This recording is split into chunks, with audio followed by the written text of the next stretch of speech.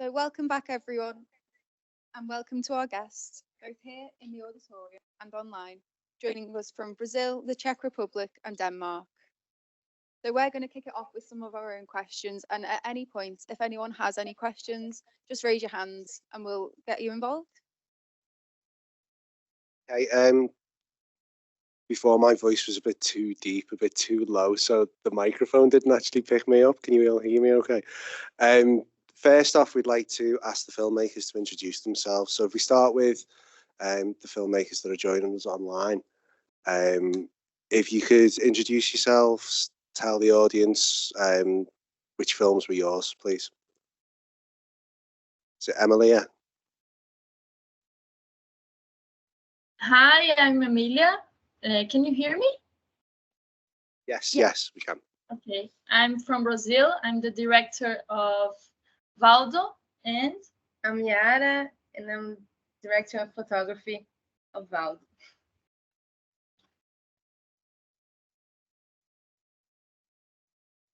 Henri.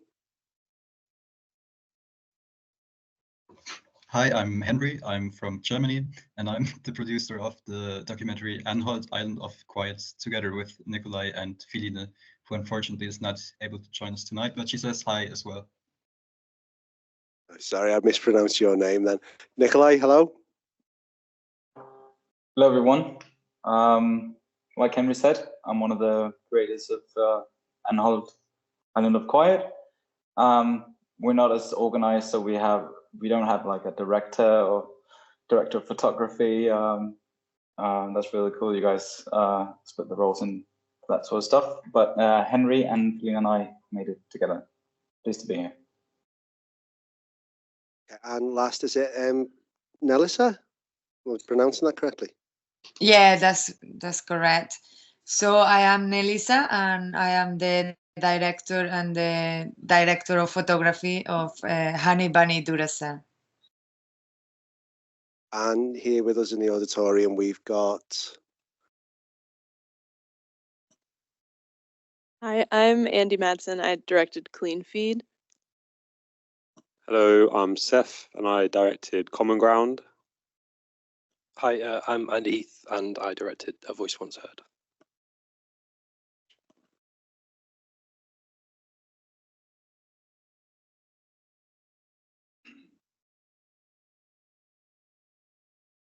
Should we start with Clean Feed? That was bloody disgusting, wasn't it? My partner's here and she's not sleeping now for the next month. Thank you for that. That was ace. So could you, excuse me, sorry about this. Could you tell us what attracted you to this subject matter?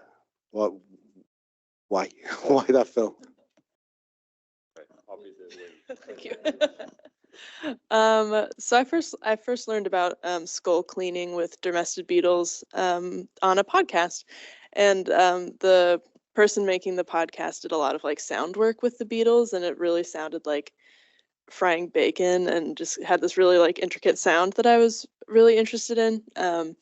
And so this was a school assignment, and so when we got assigned something, part of the project was to do some really intricate sound design. So I thought that this would be perfect because I lived really close to skull cleaners. So yeah, that's how I found out about it. The sound design was like the major part of it that really really stood out for us when we were looking through it. Could you discuss your approach towards this area of the film? Yeah, so I had a classmate come with me to do some sound recording while we were there.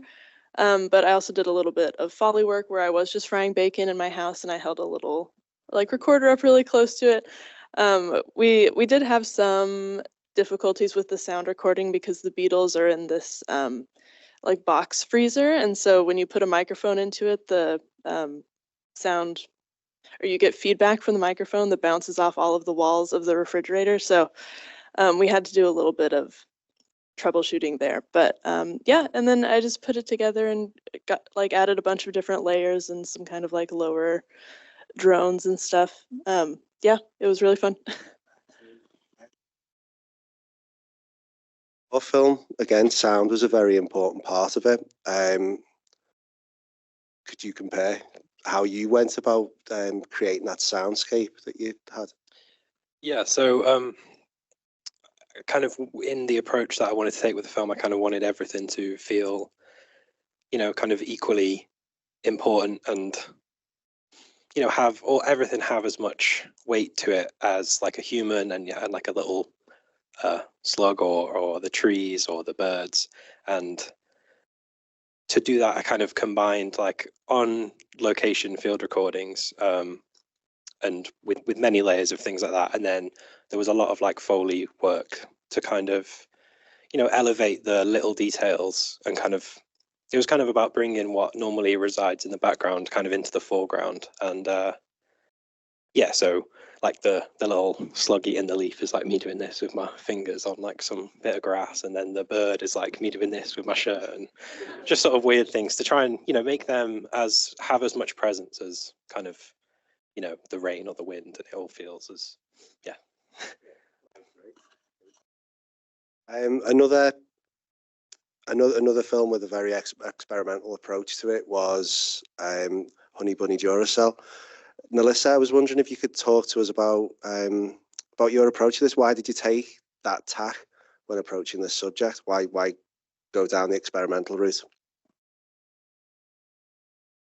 Good question.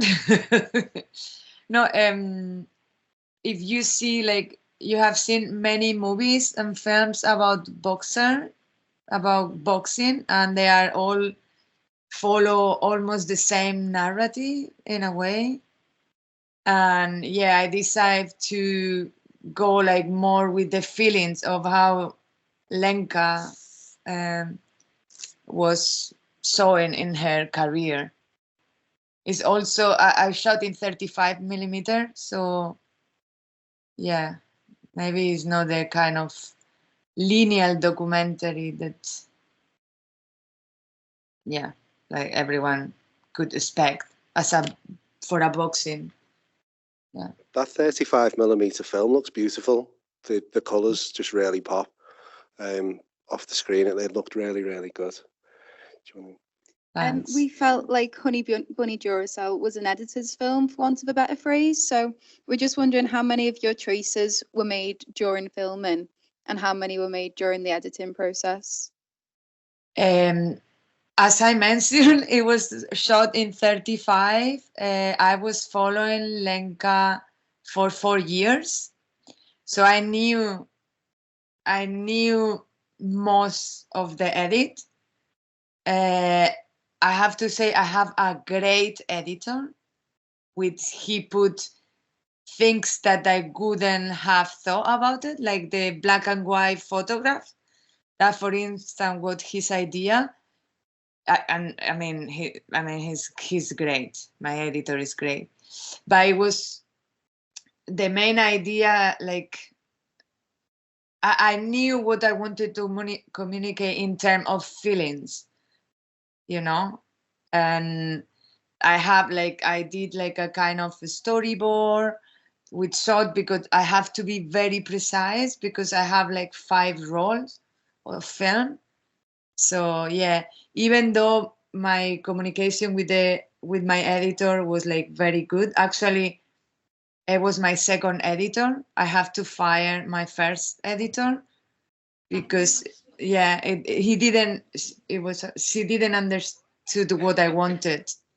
And then I asked for a favor to my friend, who is Karel Dolak, and he said yes, of course. That's why the director of the film is named Alcalde Dolakova, which is my name and his surname. So it was great collaboration, although there were a lot of things already on the film. I couldn't explore more. Sorry. I have to be very precise because I was shooting on film. Yeah. Unfortunately, yeah. Another sports film that we've watched is Common Ground, Seth. how did you approach the logistics of being with the team? Melisa just mentioned being 4 years with the boxer. How long did you have, and what was the relationship like that you built up with them? I made this in my first year, so it was kind of a tight time frame. But yeah, definitely sort of building a sense of trust with the team was extremely important, as is like with most documentary subjects. So I first approached the team via Instagram about like kind of 2 months prior, and immediately the coach was like, come along to our training session. And then I sort of went from there. Didn't bring a camera at first because, you know, I didn't want to intrude. I wanted to like them to get used to my face and stuff. And then I ended up training with them and going to their matches every week for about 2 weeks because they invited me to play football with them. So that was like super important for the whole process, was to like build that sense of trust. And then it wasn't until like about a month in that I started bringing cameras in and other members of the crew. So like by the point that when we did come to shoot, they were like, as you hopefully can see, it's like they were super comfortable with the camera being around them, and it didn't have much effect on their, you know, what they were doing and stuff. Four people. Yeah. So yeah, we just had like 2 people on sound, 1 person on camera. Yeah. Were there any the characters that came through? There's one part of the film I found quite moving, with the young man was getting quite tearful. Were there other members of the team that you thought could have had more time devoted to them, do you think? Or yeah, I mean, I would have loved to have more time with a lot of them. Funny enough, like one of the people that you don't see a lot in the film, a Kurdish refugee, mine and his friendship grew quite a lot. And since then, I made a drama casted him and based the script off his story. I've also went to Iraq with him, so that was kind of something. This might not. I don't think this is answering your question, but like, yeah, that was. I mean, I wish I could have included him maybe more in the documentary and his story, since what I've learned being his friend. So I think another documentary that surrounds an individual is Valdo. And we were just wondering how long you spent with the subject before you started filming. We spent like 1 week filming with Valdo, but I know him since I was a teenager. So we have a relationship like for 3 years, 5 years. And for Valdo, how much planning and preparation went into it? So did you have an idea of how it was going to be? Because there was a lot of what I really enjoyed. Instead of like a normal interview, there was a lot of voiceover and then shots of the scenery. Was that planned, or did you feel like during the filming that came about in a natural way? Yeah, this was planned. We have like 1 year. 1 year to plan. Valdo was our Finnish project course. We just graduate like 1 month, and we prepared this for 1 year, and the object was making the voiceover with the image to contempt the nature and to pass this simplicity of life that he gives in his speech. So we want to put the voice and the image at the same time and know the interview face to face. And another documentary as well that was similar was Anholt. So again, how did you go about finding the people? How much time did you spend with them? And why did you think that they should be involved in the documentary? Sorry, that was for Anholt. Yeah, so I think we spent about 1 week producing the documentary, or at least filming it. And before that, Nikolai, correct me if I'm wrong here, but I think it might have been around 3 weeks actually that we have been contacting people living on the Anholt on the island. And actually that was quite difficult because during the off season, there are about 130 people living on the island. So the contact as protagonists is already quite limited. And then we were able to reach out to maybe 3 or 4 people living on the island, and then they told us about the people who we could actually interview. And then we were really lucky to find Jakob and Marlene, who were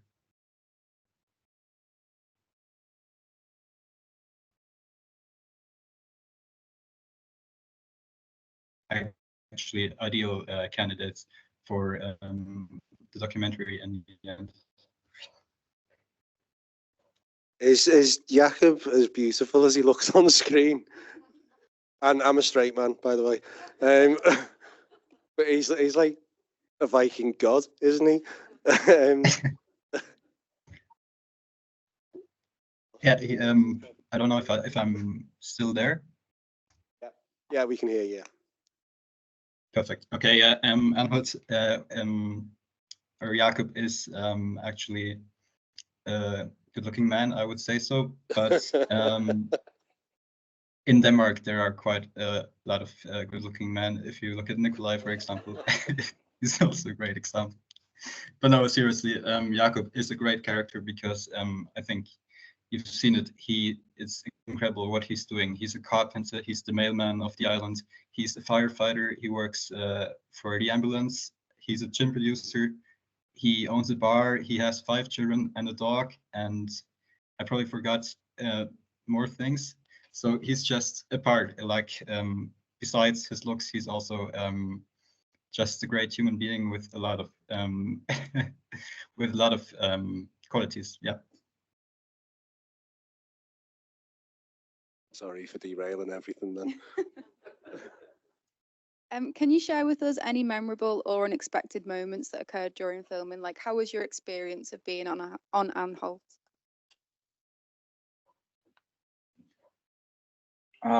Sure, I'll take this one.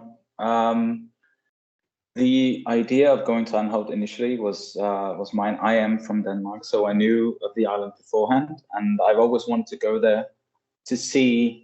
I'm quite fascinated by these isolated communities all around the world, and I knew, well, Denmark is not a big place, it's not a big country, and you have to be, you're hard pressed to find a more isolated place in Denmark than Anholt.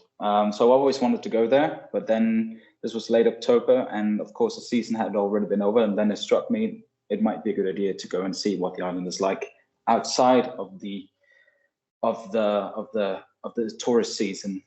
During the summer months, about 80,000 people visit the island, and this is in contrast to the 130 or so people who actually live there. So there's quite a big change between winter and summer. I think I was surprised to see how in a way, how well connected the community was, but still very separate in many ways. Like people would go about their lives just as normal, but they're not like a big family. They have their own lives. They're very separate in their lives, even though they kind of have to work together to keep the island running for the whole year. And of course, the weather change also surprised us.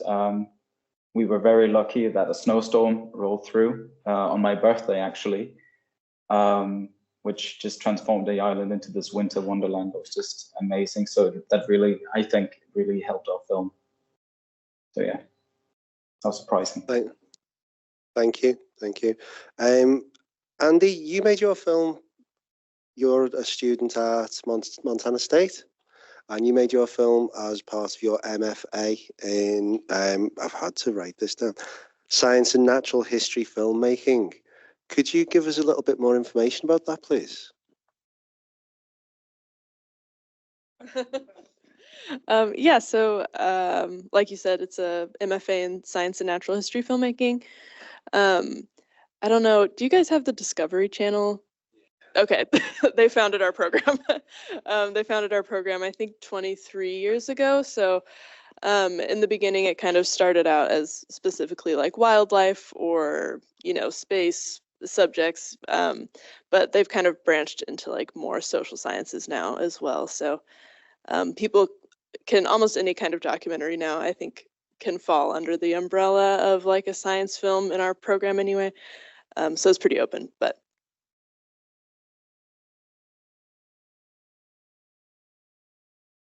Seth, before you started making the film, did you have a story that you wanted to tell, or did you have a plan that you wanted to follow through, or was it a case of throw everything on the camera and see what happens, see what you get there? Do you mean like when I decided to make the film about the team, like what that process was? Okay. Yeah. Yeah. Okay. Yeah. Because it was an assignment, so I set the assignment, and then I went home for Christmas, and I just started scrolling on local news stories and leads, and then one of the stories popped up about this team made up of refugees and asylum seekers, and I thought, you know, that's super interesting, and would be, you know, would be a good film to make. So that's how the decision made to make the film. And then I guess, yeah, it was kind of quite hard to try and contain it within a film, how to structure it, just because, you know, it's not like a beginning to end story. So like the idea was to sort of contain it within sort of a day. So like you sort of see them sort of arriving, and then you see them leaving at the end. So yeah, I kind of, and then also the football match as well was kind of played a part into that as sort of the idea of a climax.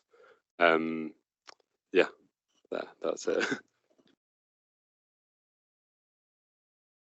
So Andie, for A Voice Once Heard, we thought it was a really beautifully in-depth exploration of the natural world, very much in a show don't tell mode. So how did this come about, like with it being very focused on the sound? What was your approach then to the cinematography? Yeah, so the idea of the film really came from, it was sort of trying to capture something in reality that we can't perceive. So it's how do you make a film about something that is definitely real, but that we can't experience. And I'd learned about how the trees in a forest can kind of communicate with each other through this like mycorrhizal fungi in the soil, and they can like send alerts and things. And I just thought that's like magic, but it's completely real. But we could never see or hear any of that. So how do you try and capture that in a film? And so it was kind of, you know, kind of like an attempt to maybe go and observe a forest from a human perspective, and then really kind of maybe, you know, interpret sounds, like individual sounds to the trees or the animals, and then possibly a more, like maybe a better way of capturing part of reality is by making something that is like kind of capturing it through like a poetic way, or kind of like a different way. And so then putting that into the actual film, it kind of, I always had the idea that I'd put some kind of voiceover in to sort of put that little seed of this is what it's about. And it just, as I went on, it just became clear that I didn't really want to actually put that in. And so then, yeah, bringing things alive with through the sound and the visuals, like it's kind of like the language of the film is like the aesthetics. And so yeah, obviously, like I said, it's kind of the main focus of the soundscape was to try and bring everything to the same level and have everything kind of be detailed and intricate. And then it was a similar approach in the cinematography as well, where I wanted the whole film to feel like individual portraits of beings. So, you know, there's a shot of me there, but then all the other shots kind of hopefully feel like portraits of trees and, you know, a portrait of a bird and things. So the aspect ratio is like slightly narrower, and it was kind of to just sort of subtly get you to see this landscape not as this wide open, vast background, and kind of look at it as individual sort of beings. And yeah. I don't know if that answered the question, but yeah. No, it didn't. Yeah, it works really well. What was the fungi called? What was the fungi called? Mycorrhizal fungi. Right, I think that's a great band name. I think we should start a band and call it that. Going back to Honey Bunny Duracell, the film is really visceral, I thought. It feels like when you're watching it, you're actually in the ring, getting punched in the face, but in a good way. How do you see your role as a filmmaker in provoking responses like this from your audience, from getting your audience to feel what your protagonist is feeling? Well, I feel success, you know. if you felt that way, then my job was good.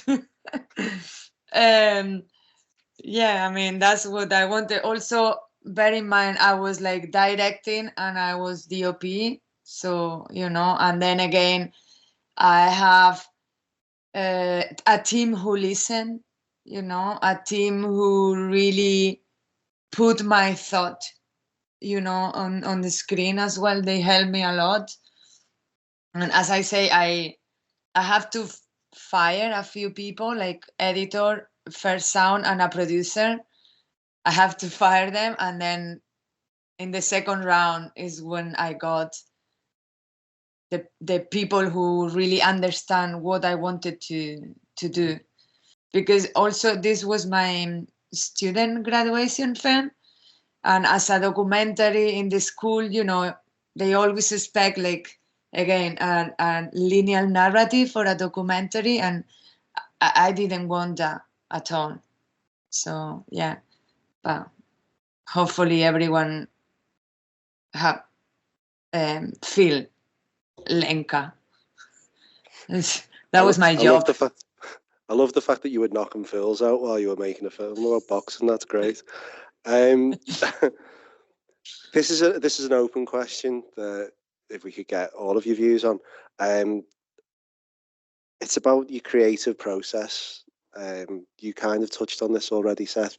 Do you have a final vision in mind when you start with a film, or do you let your research lead you down a certain path? And I'll let you fight it out. Who's going to answer first?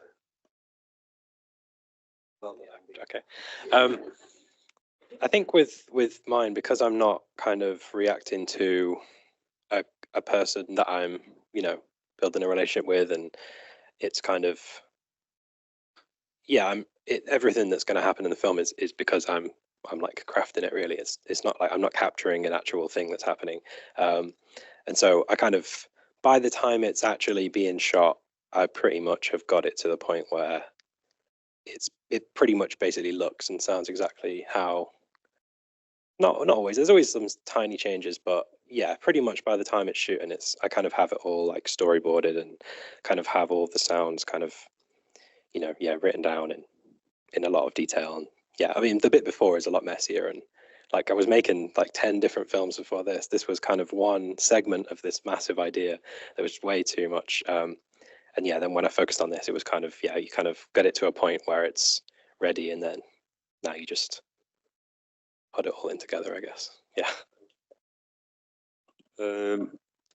Yeah, I'll probably say the cliche thing of like, at least like making documentaries about humans, is that you never really know what's going to happen or what the story is that you're going to tell. So I like to think that I have like I did have a vision, but you know, the end result probably wasn't like exactly.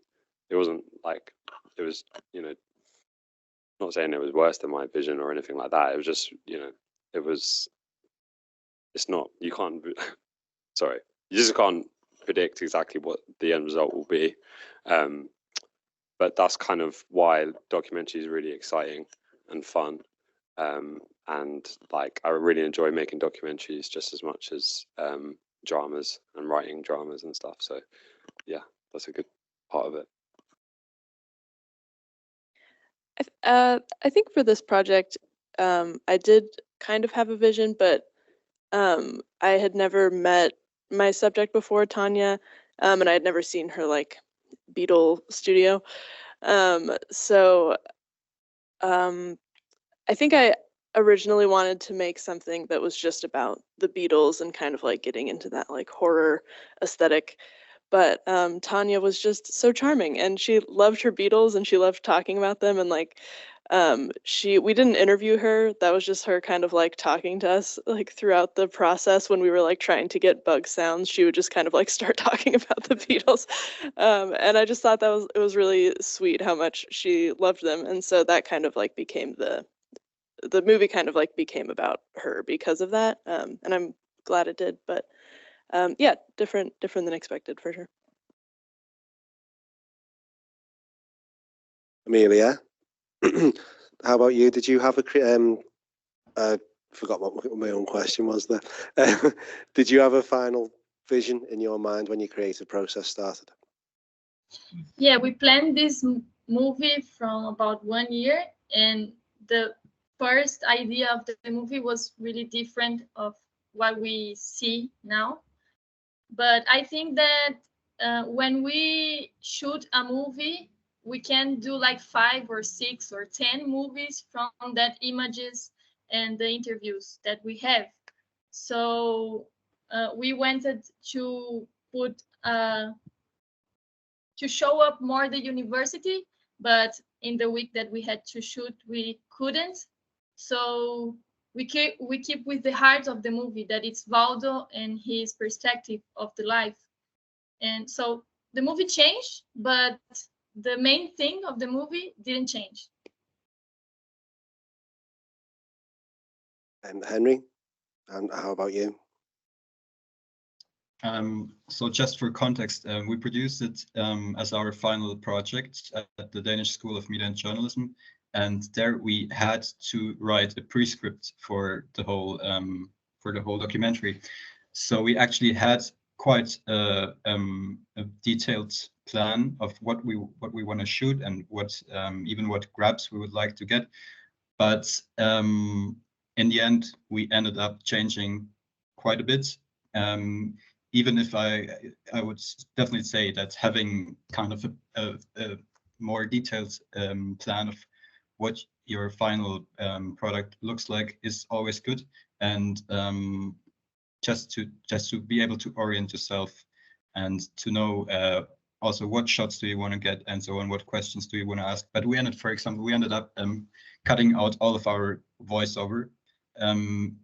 Probably similar like in the case of A Voice Once Heard, because we just thought it's better for portraying the tranquility of the island if we leave the voiceover out. And we also ended up leaving one character out of the documentary in the end. So also we would have been able to, I think, make a 40-minute documentary, but that wasn't kind of the assignment. Yeah, maybe Nikolai, do you want to add something, or do you have thoughts about it? Not really. That was perfect. It was a very ad hoc approach to it. We tried to plan as much as in advance as possible, but yeah, we ended up with something completely different that we aimed for.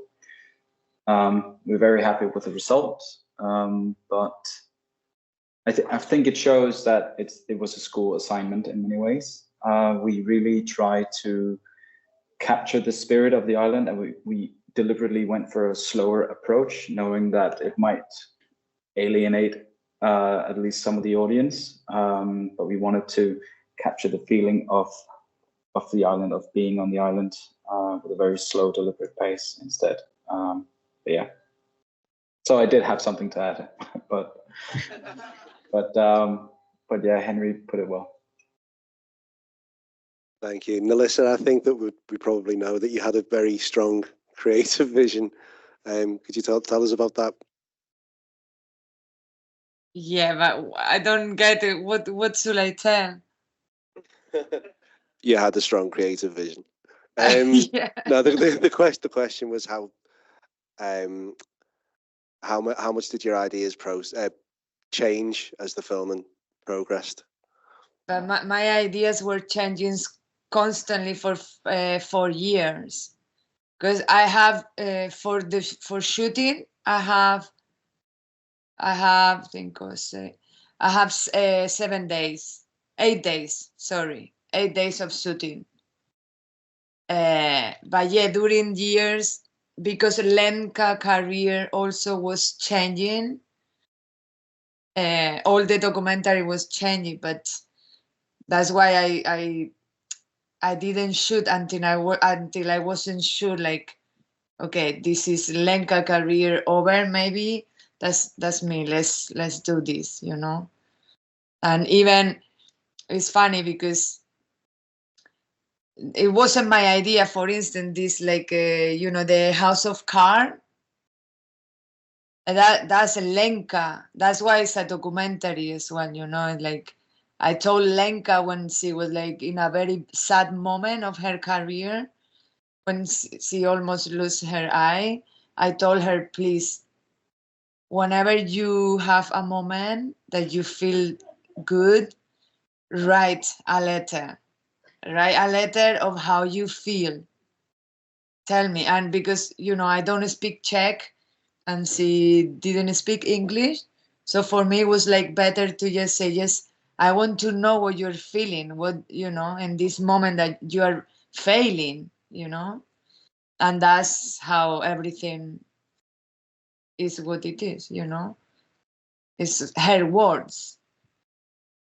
That House of Cards was a very powerful image, I thought. It was really, really great. Do you think we should ask the audience if they've got any questions? Yeah, anyone got any questions for an individual filmmaker or all of hands? I'll bring you the microphone.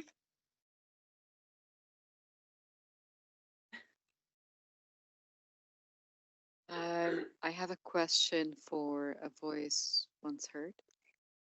The pre-production for this. Okay, the pre-production and the planning for, like, the lighting in the woods and everything. How long did that take? And was it just casually just going there till you came up with these? Like, how did you plan? Yeah, I mean, it was quite a long process, really, trying to figure out how to do it.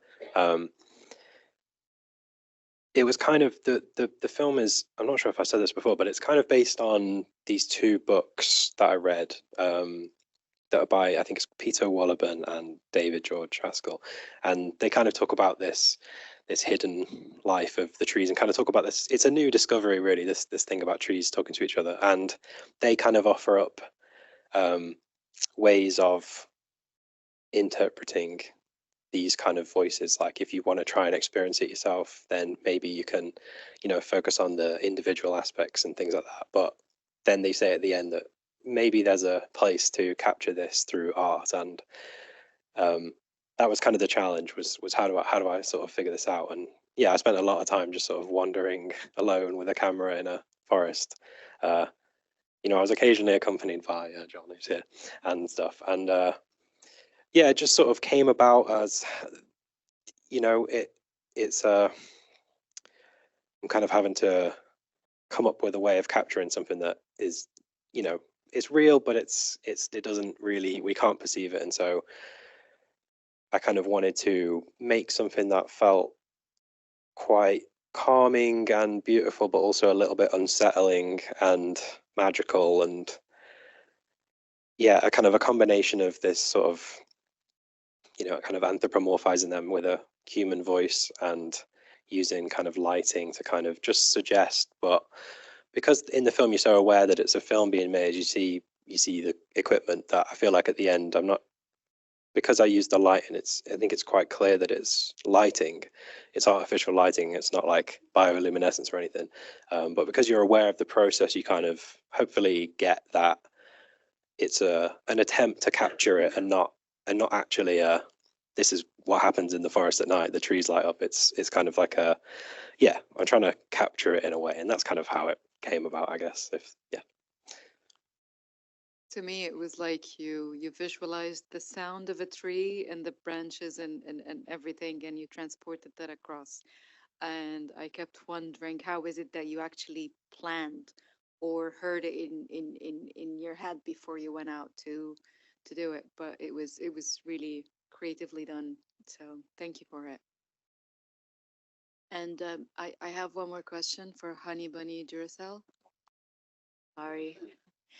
It took you 4 years to do that film. How did you stay committed in the 4 years?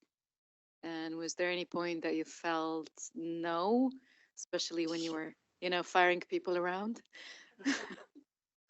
Many time. Many time I was like, what I'm doing, and actually also I start filming in digital, but that's when I realized that I didn't want, because my teacher was like, you need to film something, and it just it didn't feel right. So yeah. Did I answer your question like that? Just how did you stay focused and committed to the story? I think I have a very strong willpower, you say. Like, I need to finish this, I need to tell it this way, and yeah. I think by that time I believe a lot in myself, maybe. Yeah.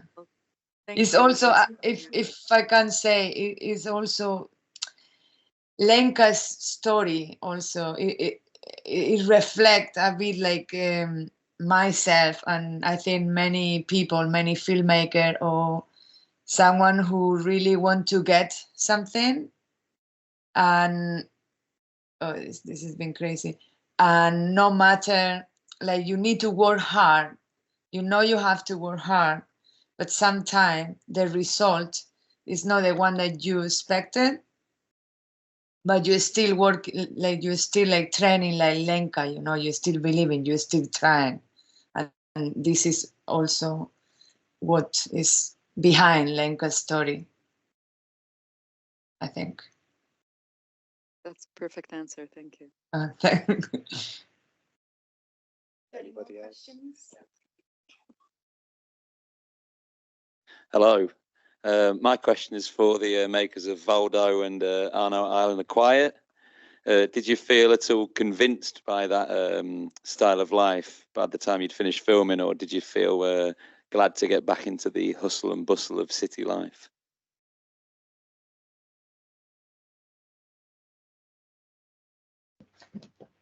I'm sorry, I need you to repeat slowly because... Yeah, sorry. When you finished making the film, did you feel convinced by that secluded style of life, or did you feel happy to get back to the city? No, we wanted to stay there. Yes. Because it's better than our life in the city. We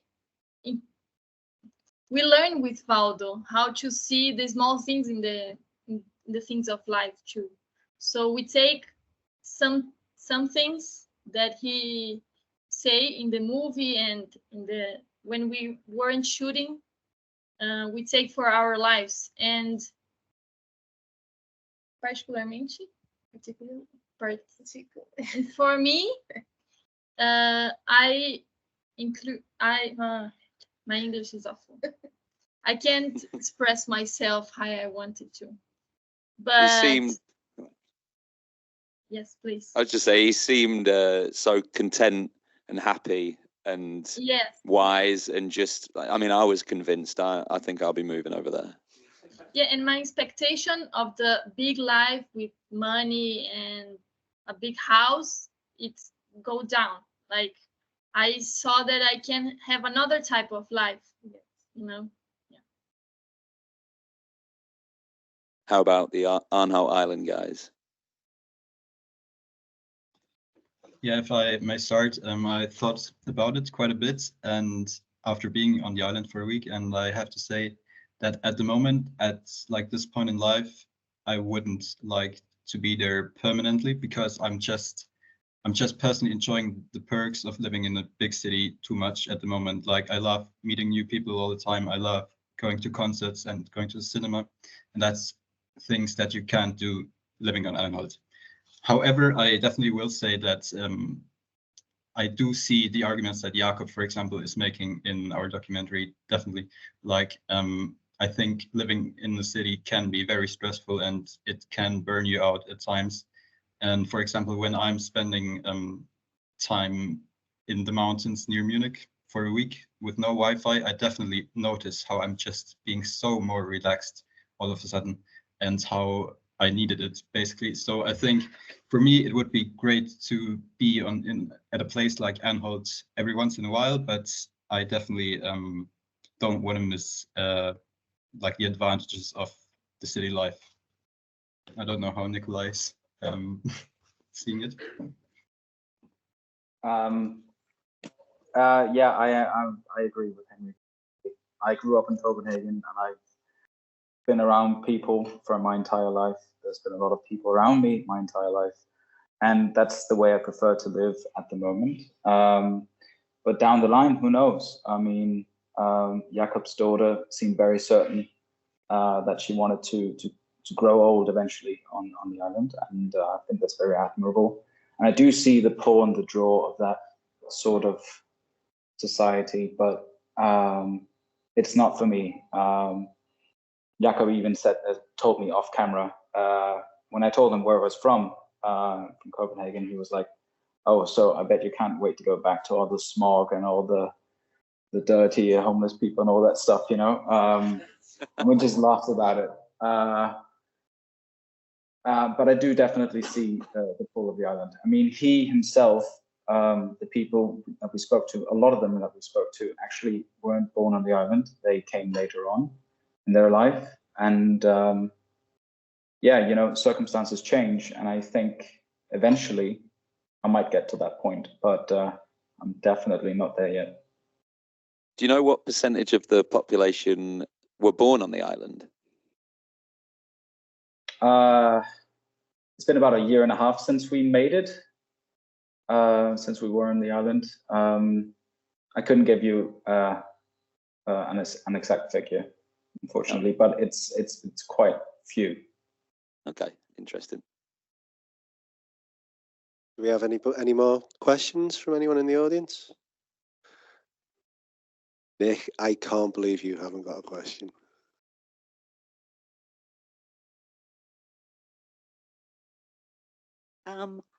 Can you hear me? Hi. First of all, I'd like to congratulate all the filmmakers because the films were really fantastic. My name is Bunny Freeman, and I'm a documentary film producer. I've been producing films for a long, long time. So it was very interesting for me to see your style of filmmaking. And in each one of them, as I was watching them all, I mean, they've all got, you know, another backstory to each one of them. You could go into each one of them and make yet another film. In particular, Common Ground, that's very much to point right now. And each of those characters within the football, you could take each one of them, and I could actually see that being made into a much larger, into a drama film. Common Ground, because it's right on point. The narratives, taking the 4 or 5 characters. The same with the it was the boxing film. I thought the use of, and using 35mm to make a film right now, and I've got to congratulate Nicola for doing that, because it's very difficult to make a short film on 35mm, but the use of the 35mm, and it came over in the editing. It came over very much, and the play with the film and the way the editing was done. The same with Anholt as well. I felt that was, it reminded me of an old documentary that was done in Scotland some years ago, where they followed the islanders around. And that film again, you know, I could see backstories. I wanted to know more about the characters. And I don't, you know, you only had a short time to do it, so you couldn't, you know, go into all of them. But you want to know more. You want to get more into those backstories. So yes, I think that's, you know, all the film, and with Valdo as well. I wanted to know more about his backstory a little bit. I think they were all great. So I've got to congratulate you all, and I wish you all great success, you know, with all the films as they move on. Thank you.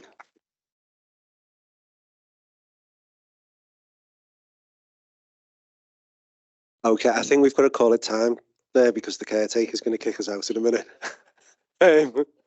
So, would you please give our filmmakers a round of applause? Thank you very much for coming.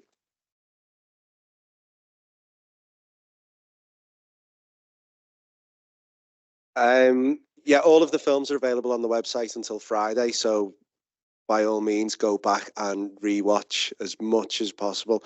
Don't forget, you can go and vote for your favourites as well. Obviously, it's going to be a documentary film that's going to win the Audience Choice Award.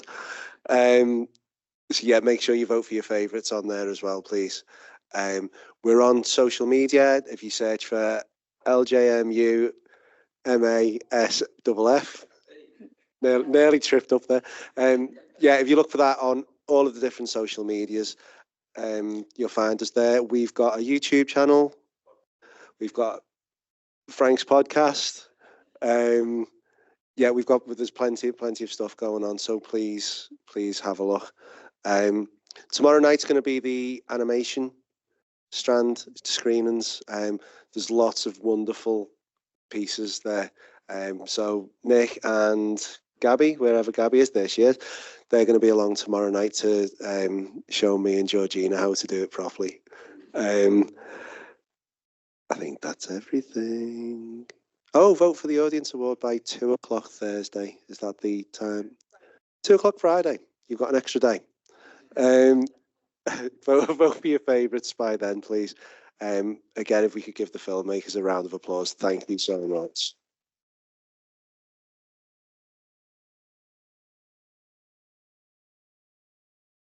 And thank you so much for everyone that's joined online as well. I forgot about you then. Sorry, guys. It's because you're behind me now. I can't see you now. Bye-bye. Thank you. Thank you. Thank you.